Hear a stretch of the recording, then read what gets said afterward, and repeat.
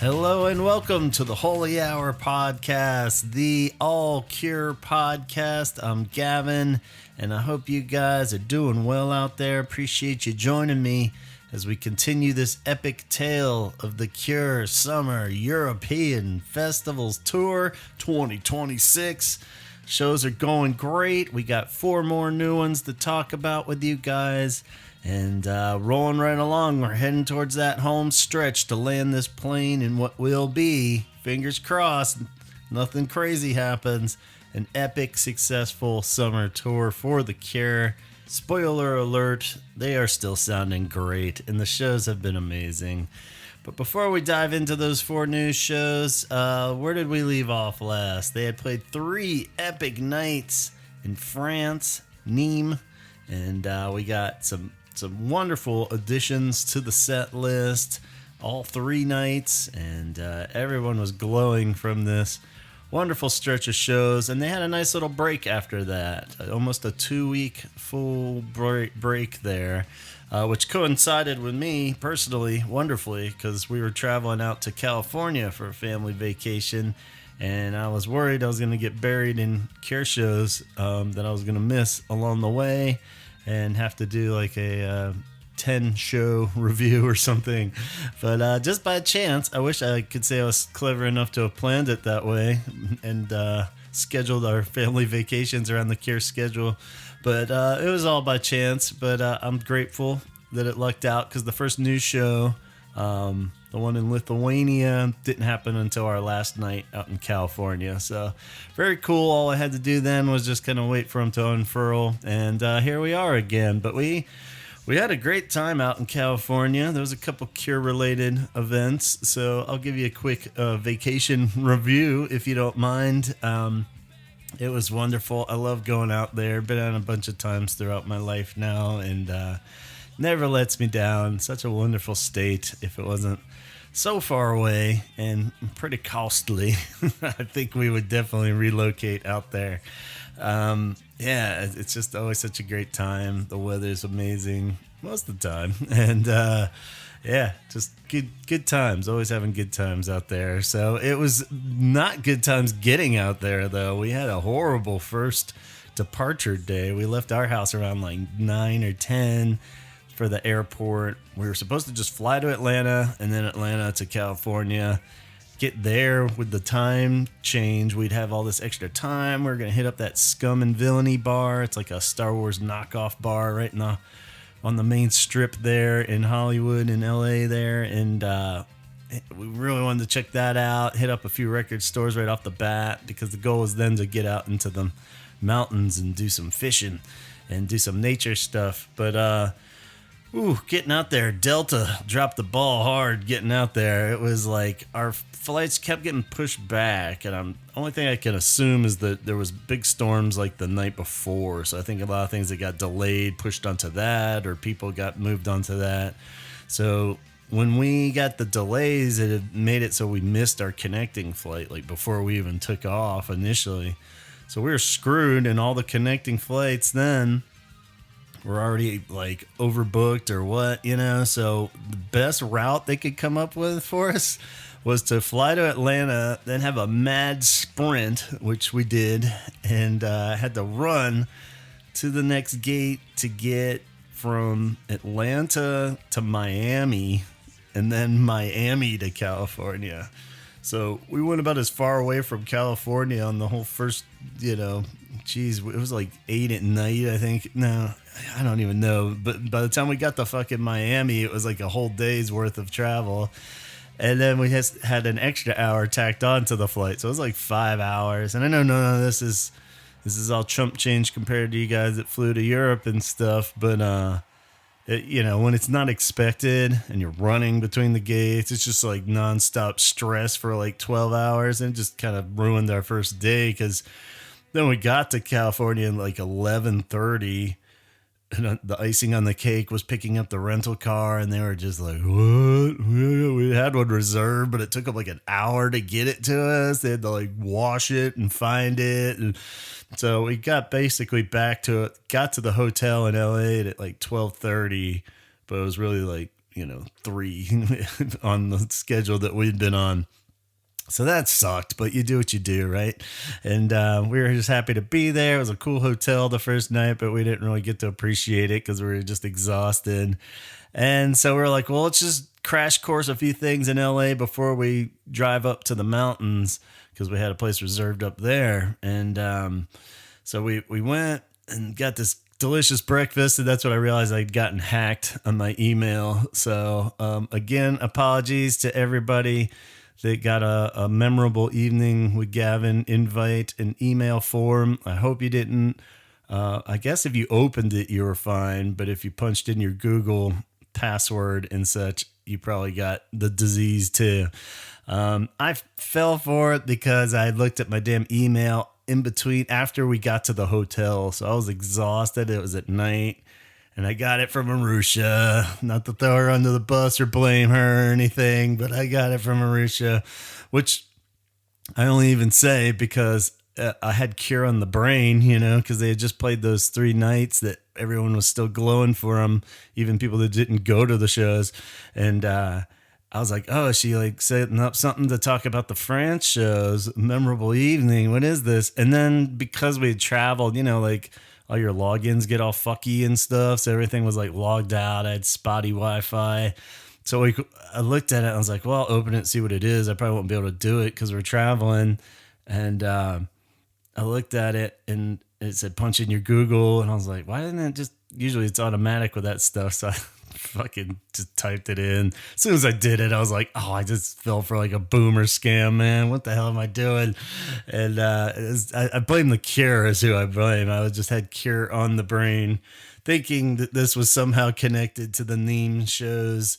And yeah, as soon as I did it, I was like, oh, fuck. So then I went to bed that morning, had like 5 friends immediately text me and write me emails. Dude, you got hacked hard. We got some kind of dumb party invite. Is this for real? Then I got so many people that were like, I thought I was like some whole cure related event or something. Like, what happened? Or is it real? I can't log in and all this. I was like, oh no. So, and then the pisser with those kind of things, I looked at the list of who it sent it to. It was like just anybody on my contacts list. So it was like ex-girlfriends I haven't talked to in 20 years, and just like any like job that I had applied for in the last 20 years. And I'm like, oh god. So hopefully the majority of people seem to realize it was a scam, so they didn't go the full 9 yards like I did and type it in. So hopefully nobody else did.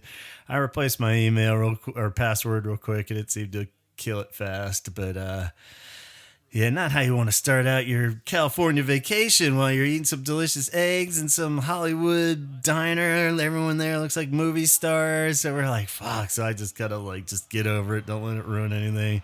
We went to the record store, hit up Amoeba, then drowned my sorrows in a bunch of used CDs. I bought a ton of used CDs, so that was great.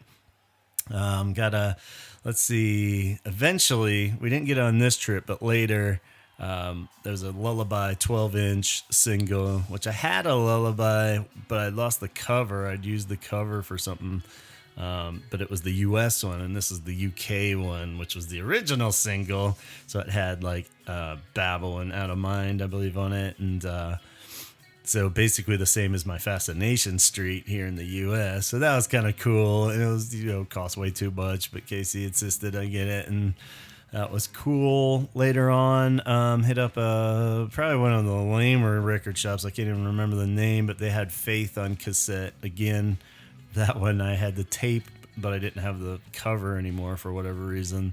The Carnage Visors tape that I had when I was a kid. And so they had that, and again, cost too much. But Casey was being super sweet and bought it for me as a little side present when I said, no, don't worry about it. I don't need it. I made a fake cover for it. And she's like, no, you need an official one. So that was sweet. And Fingernails outside of Long Beach we'd later hit up. That was a great record shop. But the most Cure-related thing we did before heading to the mountains was we did make it to the Guitar Center there, which was a little on the outskirts. It wasn't really as downtown LA as I thought. And we saw where the Cure put their handprints It was sweet to see Perry's hands there. So it was fun to size up our different hand sizes. And we almost like just bailed on it because we drove by the Guitar Center and didn't see anything. So it's not on the main like sidewalk area that you can see. It's kind of like under the awning kind of thing, more in the shadows of when you go towards the actual entering of the shop. So you kind of had to park and then walk up to Guitar Center instead of a quick drive-by to confirm it was there. You know, I was like, is this the right spot? Because it didn't really, there's no other things like that around it, you know? So don't give up if you're on the pilgrimage out there to look for it. Pretty rad. So we were off to the mountains and to chase the elusive golden trout. That's what Henson had been researching for the past 6 months and really had his heart set on. We weren't sure how much we were going to be able to pull it off, but we found it. We did this hike from hill down a mountain. Found just rainbow trout there, but they're native rainbow trouts, and he got a really nice one. And then the next day we found these little tiny meadows where you find the golden trout. That hike, though, I mean, it wasn't anything we normally don't do here in Asheville as far as like steepness and distance, but it was like a fucking 105 degrees with like no shade. So just like marching up it, I think we were still kind of beat up from that disaster first day of getting out there. So that was pretty painful, but we checked the box. Henson caught the fish. It was amazing. Headed off, got back to LA where we met up with Scott and his wonderful wife Julie at Disneyland for a Star Wars day. It was epic, by far my favorite part of the trip.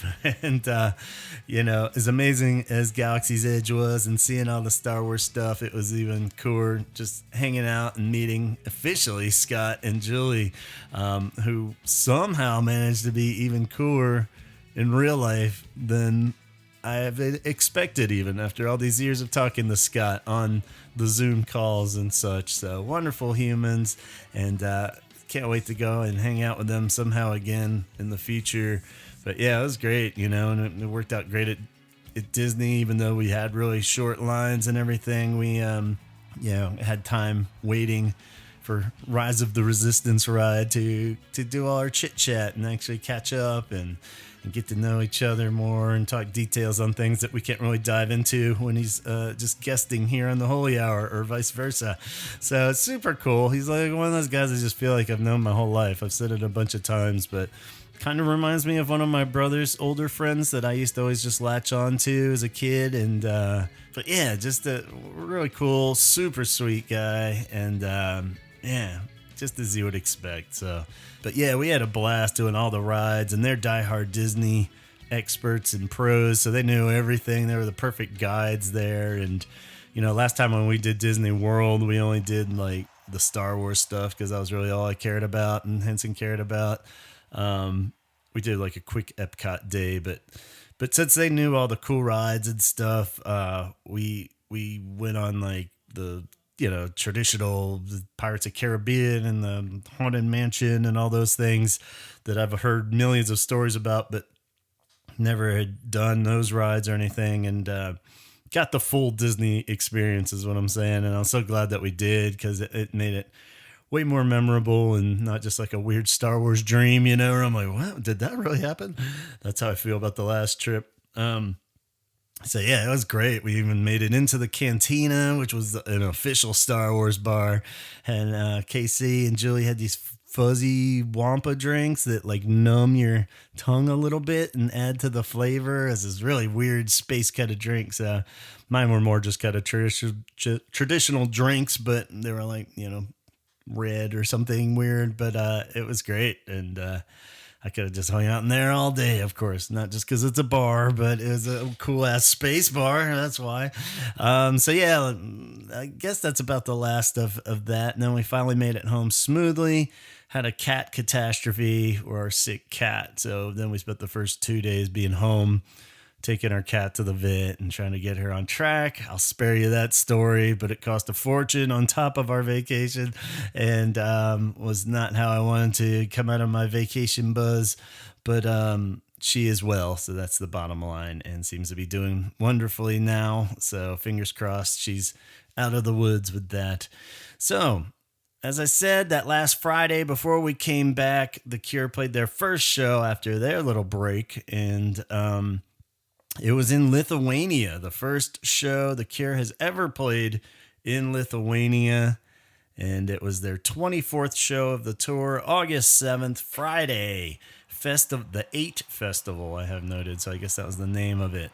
And they would play 26 songs at this show. I don't have too much scoop since I was, busy in California there, but just going by the set list, it looked like another banger.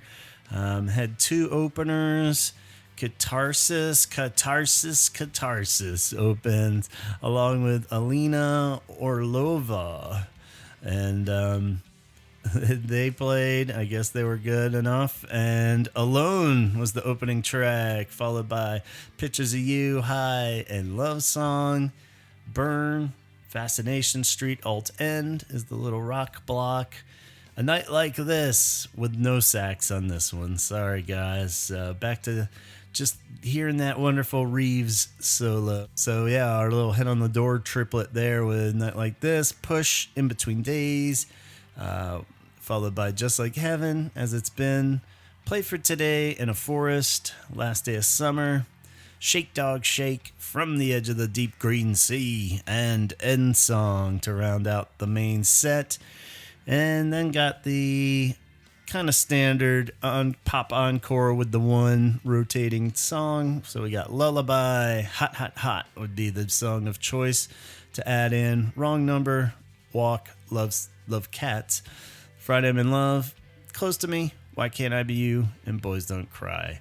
So literally no footnotes next to any of those songs except no sax on A Night Like This. But I'm sure Lithuanians had a wonderful time, as it's a hell of a set list, and 2 hours and 16 minutes, so not bad. And hope everybody finally, that had been waiting their whole lives for a dose of The Cure, enjoyed it. Our second Baltic show would be another first for The Cure. August 9th, the 25th show of the tour. This one came on Sunday after we were already home, and dealing with a sick cat and cleaning the trashed house from our wonderful little pets. Estonia, they would play for the first time ever, and Estonia would get 2 more songs. Didn't get the official set list number, so I don't know if it was about definitely about the same, but hard to say if they got a few extras or what.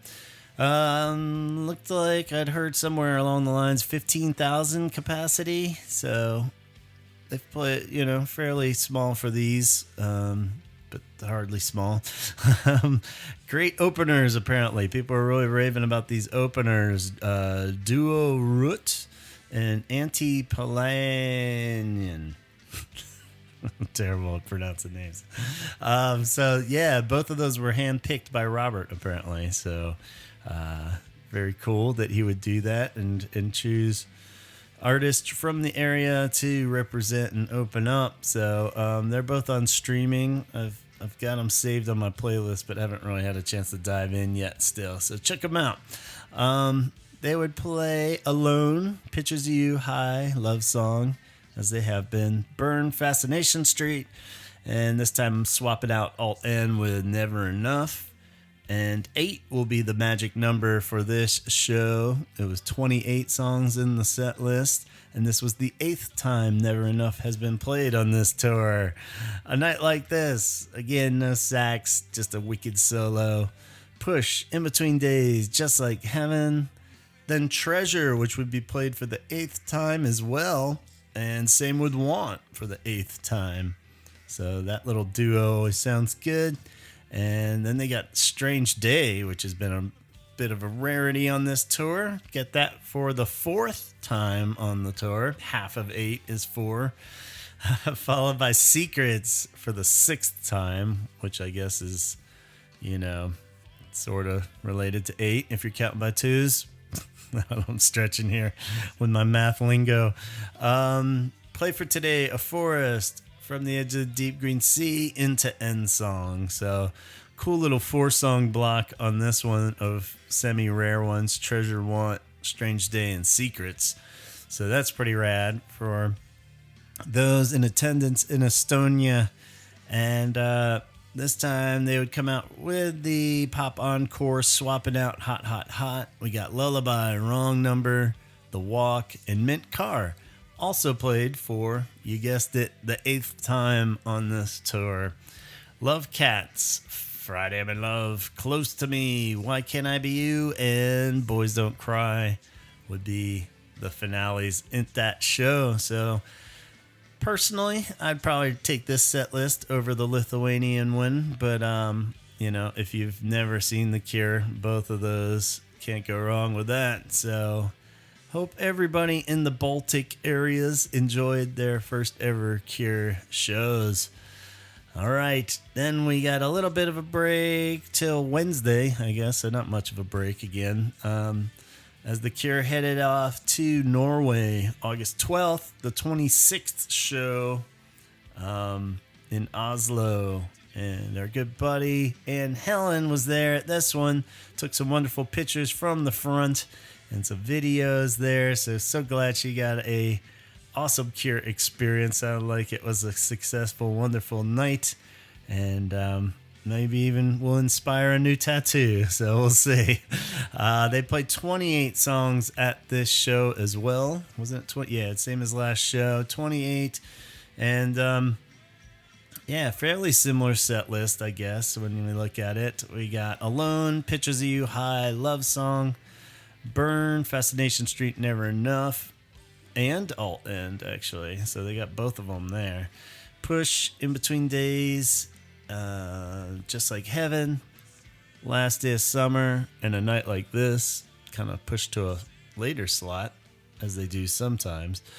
Then we got Secrets, which is become normally a really rare one, but it's the 7th time now on this tour. So cool, though, that get to hear Secrets, which would be part of a little 3 triplet here of Secrets. Play for Today, on a Forest, Into Forever, From the Edge of Deep Green Sea, and End Song. And then the encore for Oslo would be Lullaby, Wrong Number, Walk, Mint Car again, so this time for the 9th time, Love Cats, and a double up of the interchangeable ones where they got Let's Go to Bed too. So Love Cats, Let's Go to Bed, then Friday, Close to Me, Why Can't I Be You, and Boys Don't Cry. So Amel and the Sniffers opened up. Aussie band, they're wild. So that would have been pretty rad to see them open for The Cure. Kind of wanting to see them forever now. Supposedly a great live show, real intense. She's a wild one, so pretty cool. And no doubt gave Robert some energy himself as they took the stage following them. That's a tough act to follow. So, but Cure does what Cure's gonna do, right? So then we had our Friday show that happened just last Friday at the Way Out West Festival in Sweden. Friday night, August 14th, the 27th show of the tour. Final show we'll review in this block. And this one actually was live streamed, and we haven't had a live stream for a long time. So I was real hopeful to catch that. Then at the last second, there was talk of needing the VPN circulated and all these instructions. I was like, fuck, I don't want to mess with all this and logins and all that crap and sign up for free member trials and stuff. But then I just clicked the link and it actually worked. So I was like, okay, cool. But unfortunately, then, and I watched like the first 4 songs. I couldn't get it. Usually it pops up a little option where I can cast it onto my TV from my phone. And I wasn't able to do that. So I was like, shit, I don't want to sit here and just watch my phone for like 2 hours or whatever. And so I did watch like the first 4 songs. Henson had gotten a last minute invite to hang out with a friend. So we changed our plans and we're like, well, let's just go out to eat instead of cook our big old dinner we're preparing with Henson. So we did, and I didn't want to watch The Cure on my phone while I had a dinner with my wife. So I had to turn my phone off. And had a nice dinner, caught it back for the encore. So I watched the two most like predictable parts of the show, the first four songs and the last encore. But they sounded great, looked great, and since then, of course, it's been on YouTube, and I rewatched the rarity parts and hopped around and missed all the spots that I missed, and it's a good pro cut video on there, so I'll attach that to a link in our Facebook page, and you can catch the live stream of the full show now, so that's always cool. I've said it earlier in the tour, but that's the best part of these live streams is even if you don't catch it when it's happening, that usually guarantees that it's going to pop up on YouTube. Somebody will get it, and we are forever grateful. So thanks whoever takes those and captures them and puts them out. So yeah, so very cool. They had some openers again that I can't pronounce, and the Hives were the main one right before the Cure this time. So always liked the Hives back in the day. Good energy, seemed fun, but I haven't really kept up with them, so I'm not sure if they've kept putting albums out or if they've just been gone for a long time and now they're like, surprise, we're back. So that must have been pretty cool though for all y'all stuck in the trenches there before the Cure to see a good high energy band right before them. Cure would go on at 11, so this was a late show, and would play only 23 songs, which might be the shortest yet, like a 2-hour set, almost even. Very tight curfew apparently, so it was like right at 1 they had to cut it. Maybe one or two of those ones earlier were the same boat where it was, this much exactly. But definitely this would be among one of the shortest shows, unfortunately, for everyone in Sweden. But still a solid 2-hour set. Alone would kick things off. And this was weird because when I was pulling it up on the phone, I was like, that sounds kind of weird. I just figured it was the stream, or like a fucky stream or something. Or, sometimes when they do these lower budget live streams or whatever they're broadcasting it onto, it takes a minute for them to adjust the sounds on theirs, so like the bass was definitely like low, but it was in there, and like the pacing was really fucking weird. It was almost just like Robert singing over the strings only, and everything else was like turned really low down. So I was like, what the fuck's going on? So I didn't really think much of it at the time because I figured it was just the stream on my phone. But when I rewatched the whole thing on YouTube, something was definitely off. And it was kind of like that Fascination Street mess from the earlier part of the tour where everyone just seemed to be kind of like on a different beat or something. It was just weird. It just felt odd and somehow off. But, but it still kind of works because they're the Cure. And even when they fuck up, somehow it still sounds good. So, yeah, it was still like doable. They didn't just have to totally stop or anything. So they just kind of kept it playing. And, it was weird. And you could almost see they're definitely all like pointing and looking off to the side of the stage. So you could tell something was up or it wasn't. Right as Robert started to sing, he kind of touched Simon's arm. Almost felt like he was telling him to like pause a beat or something to get it where it would match.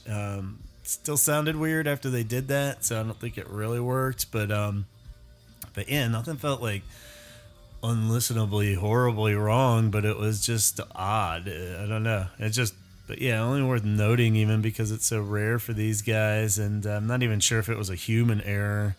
I think that's one of the big downsides of playing with these huge shows where the sound is so like dialed in, and with the ear monitors and the click tracks and the stage lights and everything is set to a T that if something gets off, you're probably playing along with whatever you're following in your monitor ears or whatever. But if somebody else is off, it almost takes you a second to realize that everything's off, but you're just doing your part, right? So it's hard to readjust on the fly. So it's not like the old punk days where you could kind of just slowly merge back together if something got out of sync, But so it's kind of terrifying, especially if you're on that giant stage and you're playing, especially on like a 7-minute long song like this, and you knew something was off immediately. You'd be like, fuck, you gotta just ride this out for like 6 more minutes now. Oof.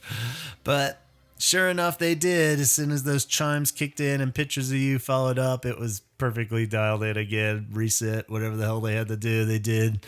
And back in action. So, yeah, didn't seem to rattle them too bad. Hi, Love Song followed. Burn, Fascination Street. This time, A Night Like This was pushed up to follow that block. And guess who's back on sax? Yeah. We got Gabriel, Jason Cooper's 17-year-old son, returns for his sensual sax solo on A Night Like This. Mini Cooper, as I don't know if Kate coined that or not, but she called him that, and I love it. So credits to her or whoever coined that phrase, but we'll officially call Gabriel Mini Coop. So Secrets followed that, landing that magical 8th play of the tour. And cool to see Reeves playing on a classical nylon string acoustic on that one. I guess all the other times, I'm not sure I've seen him actually play Secret. I guess we did at the Troxy and stuff too. So yeah, I guess I'd forgotten. But yeah, sounds cool. Look cool. See him playing that. Push.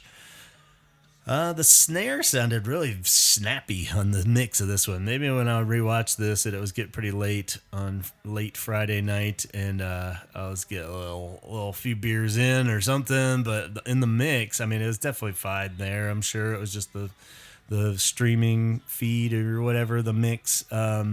Really fucking snappy snare. It was almost annoying kind of listening to it on the, just felt weird in my ears. And so yeah, maybe my ears were just exhausted by that point in the evening, but it was in there for the other songs once I noticed it, but not nearly as bad. For some reason on Push, it was just like really like no like reverb on it or anything. It was just kind of like really snappy. I don't know. I can never really describe drum sounds that I don't like, but I was just kind of like every time he was hitting it. I mean, it was just up a little too loud or something in the mix. But yeah, seemed fine after that. In Between Days, Just Like Heaven, Play for Today, A Forest, From on the Edge of the Deep Green Sea, and 100 Years for the 5th time on this tour. So that was the big surprise one in the set list. And that one sounded great. Like watching the replay there, it just really built up really ferociously at the end too. Like, which I don't feel like it's usually always a pretty steady song. But that one just really seemed to build at the end and going into End Song, which is like, oof, yeah. Which is when you look at the set list too. Like, you can see why they only do this every so often, but From the Edge of the Deep Green Sea into 100 Years into End Song, that's a pretty fucking intense triplet there. So I'm glad Sweden got that little power block to end out the main set. So yeah, unfortunately with the time crunch there, they got the bare bones pop encore, just the standard 7 that they've been playing on this tour without any of the alternate ones like Hot Hot Hot, Mint Car, Let's Go to Bed. So we got Lullaby, The Walk, excuse me, Love Cats, Friday I'm in Love, Close to Me, Why Can't I Be You, and Boys Don't Cry. So solid, you know, if you hadn't been, and it was kind of like another note, as I keep saying throughout this tour, even since we haven't had a live stream in a while, and watching this, it's like, would you look at that on paper? I was like, oh, they only got like the 7 standard pop encore ones, you know, and you know, well, yeah, Close to Me, whatever. But when you rewatch those, like even just watching them on the phone or in the computer or whatever, you know, it's such a fucking banger of a closer, you know. So after going over 25 of these or whatever we're up to with these shows, you know, you start to just feel like it's watered down or whatever. But man, yeah, if we were there, that would be fucking amazing to see. So you get what I'm getting at. I'm not belittling the genius of these pop songs at the end here. So anyway, almost to the end of this tour, my friends. We have no more Wednesday shows after this. And our next show will be this Friday, I believe, in jolly old England. The band returns for their Manchester show, August 21st. And I know a lot of you guys are going out for that one. So hopefully this helped get you a little more pumped for it, but I think you're plenty pumped on your own. And that's followed by Edinburgh in Scotland on Sunday, August 23rd. Then the following week, we have the finale 2 shows in France, Friday, August 28th in Bordeaux, and the big finale, Rock en Seine, on Sunday, August 30th, to conclude this wonderful tour. But so much to talk about with those shows. I'm sure there'll be lots of thoughts and reviews coming in for those. So we'll probably do a little mini Manchester and Scotland episode, and then the finale episode. And then we'll catch up with people with some longer discussions about all these shows for the next 2 months probably. So far from done on the tour talk. Lots to embrace and swim in at this point. So yeah, sure to be 4 really epic shows, and I'm sure these shows were really cool if you guys were at them. And hopefully we'll get a good read on how all this goes down. So keep subscribing, keep following along to the episodes here. We'll keep you posted.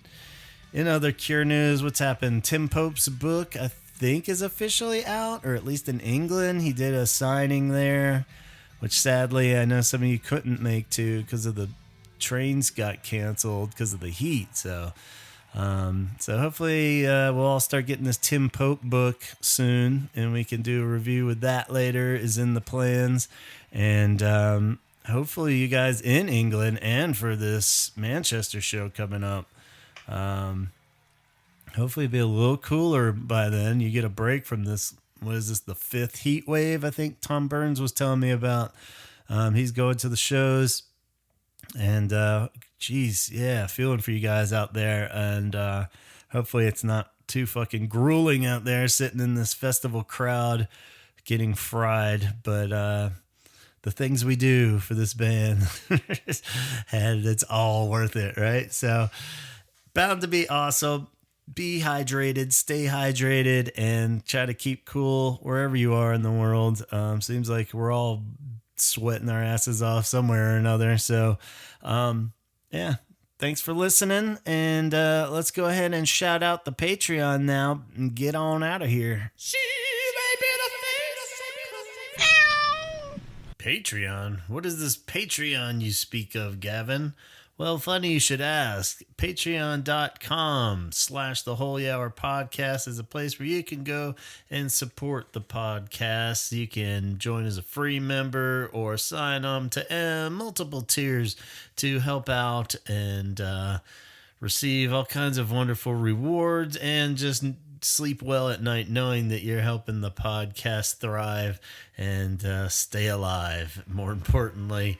What members are already part of the Patreon? Honorable souls such as Craig and Jeff Hilton, Amber, Allison, Tom Burns, John Roberts, Colin, Craig Hogan, Jeff Cortland Jones, Donna, Sue, John Forrester, Dion, Amicio, Matt Ford, Letty, Tony, Ben, Coulter, Tom Johnson, Francisco, Arno, Chip, Nicholas, Shirley, Mara, Caroline, Brian, Sean, Jennifer, Pete Roberts, Nicole, John Richter, Paula, and Andreas, plus Kate over at CureThreads.com, where she has tons of original Cure-inspired designs on a wide range of products. And follow Cure Arts Collab on Instagram, where Kate provides a home base for amazing Cure artwork created by Cure fans like you.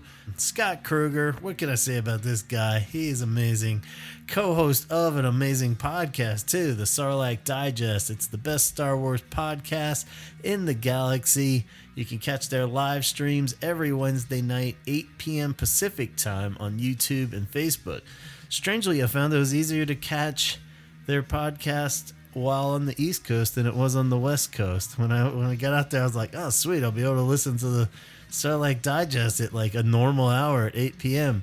But we're like driving around and everyone's yapping. We tried to listen to them on the drive back, and Casey and Hetzer were all talking. What are they talking about? What is that? Who's that character? I'm like, oh, just jeez. So I was happy to get back home and listen to them at 11 o'clock when I have peace and quiet, where I can nerd out in privacy to my Star Wars talk. But no matter what time zone you live in, you should check out the Sarlacc Digest. It's the best. Scott's the best. I can go on all night, but I'll spare you. David also runs an amazing website on Etsy. It's called The Obsessive Geek, and you can check out their site where he's got all kinds of things like 3D printed Cure album cover recreations, Boys Don't Cry keychains, Fascination Street street signs, all kinds of cool stuff over there. So go on over to The Obsessive Geek on Etsy and see what he's got. All kinds of high quality and affordable products. Dana is a freelance animation, illustration, and motion graphics designer, and currently welcoming new projects and commissions. So you can go on over to graphics.tv, that's graphics with an X.tv, and drop her a line. Tanya would love to continue to spread awareness of 988lifeline.org, the suicide and crisis hotline with over 200 crisis call centers located all over the U.S., available 24/7 and offering free and confidential support for people in distress with numerous prevention and crisis resources. So if you or anyone you know is in need of help, please don't hesitate to reach out to 988lifeline.org. Lisa recommends you visit Dickens, the coolest venue in Calgary, Canada. You can see all their listings of upcoming events and shows at dickensyyc.com. And of course, Chaz's other podcast, James Dobson's Bastard Kids, rolling strong after all these years. He and Chrissy are taking a deep dive into the evangelical church, getting to the bottom of all the nitty-gritty. They drop episodes every week, and every Wednesday usually, so subscribe and follow along. It's a great podcast, and Chaz is an amazing fella, as you all know. All right, so that'll wrap up for us. We'll catch you next time with Manchester and Edinburgh, so gonna be huge shows, I think, and down to a few more surprises perhaps from The Cure, sticking to Robert's words. I think only 50 of the 55 songs. I don't know if we're gonna make it to all 55, but stranger things have happened in the Cure world, right? So let's see. Bound to be huge shows either way. And good luck and safe travels to everybody going out to those, since I know a lot of you all are making it out that way. So enjoy, and feel free to drop us a review of any sort after it all happens. We would love to hear from you. And until then, catch you later. Talk hard.